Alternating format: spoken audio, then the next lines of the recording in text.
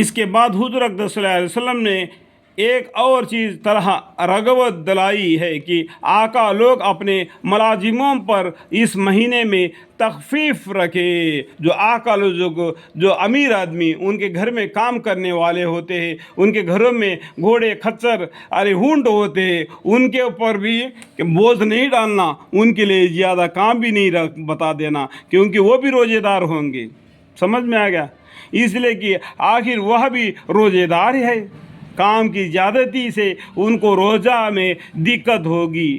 اس بات کا خیال کر کے ان کے اوپر بھی رحمت کرنا. جو پیسے والا ہے، جس کے گھر میں کام کرنے والے ہوتے ہیں، ان کے اوپر، ان کے گھر میں گھوڑے خچرے اور اونٹ ہوتے ہیں، ان کے اوپر بوجھ بھی نہیں ڈالنا. البتہ اگر کام زیادہ ہو تو اس میں مزاحق نہیں کہ رمضان کے لیے ہنگامی ملازم ایک آدھا بڑھا لے، مگر جب بھی کہ ملازم روزہ دار بھی ہو، ورنہ اس کے لیے رمضان بے رمضان برابر ہے. جو رمضان کے مہینے میں جو 2 آدمی کا جگہ پر 4 آدمی کام میں لگا لے تاکہ ہلکا ہو جائے روزے دار کو. اگر نہیں بلکہ بس اسی سے اتنا ہی کام لے جتنا 11 مہینے میں لیتا ہے، کہ وہ رمضان مہینے میں بھی لے لیا تو ابھی رمضان کے سوا اور کچھ بھی نہیں ملا. اور اس ظلم و بے غیرتی کا تو ذکر ہی کیا. خود روزہ خور ہو کر بے حیائی من سے روزہ دار ملازموں سے کام لیے. خود روزے دار ہے، باقی روزے دار سے بھی محنت مزدوری کروا دے. تو اسے کیا مطلب رہ گیا؟ سمجھنے کی بات ہے، ٹھیک ہے نہیں؟ اور نماز روزہ کی وجہ سے اگر تعمیل میں کچھ تسائل ہو تو برسنے لگے. ترجمہ: اور ان قریب ظالم لوگوں کو معلوم ہو جائے گا کہ وہ کسی مصیبت کی جگہ لوٹ کر جائیں گے. یعنی خود روزے دار ہے، روزے دار سے محنت کرا دیتا ہے، تو اللہ تعالیٰ قرآن کریم میں ارشاد خداوندی فرماتے ہیں اور ان قریب ظالم لوگوں کو معلوم ہو جائے گا کہ وہ کیسی مصیبت کی جگہ لوٹ کر جائیں گے. مراد جہنم ہے.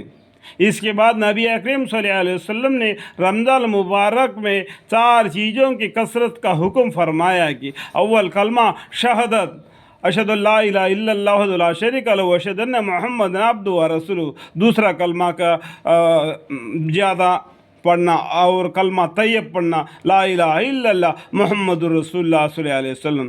حدیث میں اس کو افضل الذکر ارشاد فرما ہے، یعنی شہادت دینا.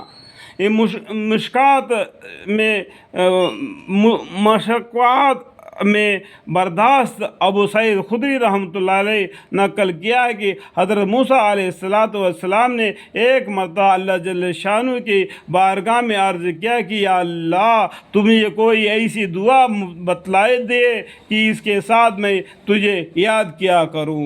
موسیٰ علیہ السلام نے اللہ سے بات کرتے تھے، یعنی کلیمۃ اللہ ان کا نام ہے، تو انہوں نے اللہ سے بات کرتے تھے تو اللہ سے پوچھا یا اللہ مجھے ایسا دعا بتلا دیجئے کہ میں رمضان مبارک میں وہ دعا پڑھ کر اور بھی زیادہ ثواب حاصل کروں. تو ان کو بتا دیے اللہ تعالیٰ نے، اور دعا کیا کرو وہاں سے یہ کہ لا الہ الا اللہ ارشاد ہوا.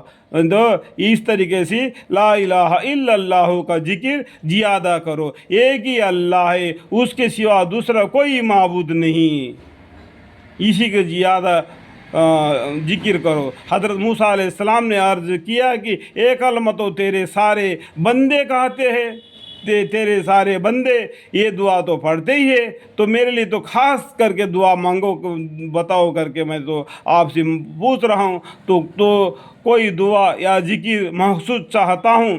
وہاں سے ارشاد ہوا کہ اے موسیٰ علیہ السلام، اگر ساتوں آسمان اور ان کے آباد کرنے والے میرے سوا یعنی ملائک اور 7 زمین ایک پلٹی میں رکھ دیا جاوے. دیکھو 7 آسمان 7 زمین جو ملائک ہے، اللہ کا تھوڑا پل بھر بھی گناہ نہیں کرتے، یہ انسانوں سے بھی بڑھ کر ہے ملائکہ.